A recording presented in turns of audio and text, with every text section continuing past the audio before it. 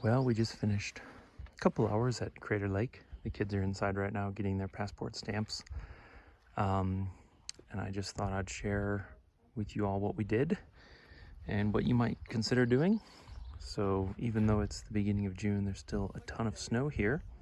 So most of the viewpoints and hikes and roads are closed.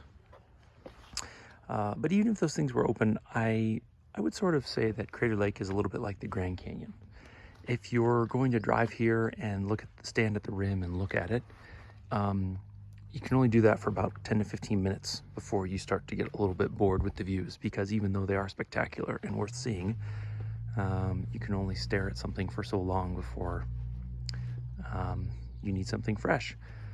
So I had the same experience when I took my family to the Grand Canyon.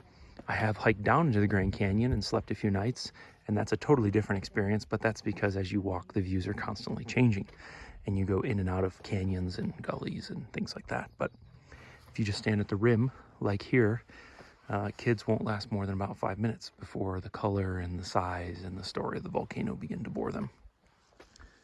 Anyway, what we ended up doing is hiking about a quarter mile on the rim trail, and then found a beautiful picnic spot, brewed some coffee, made some hot chocolate, let the kids play in the snow and in the surrounding area, and also made some lunch. So that extended the visit and gave us more time here. So we had planned for about half a day here.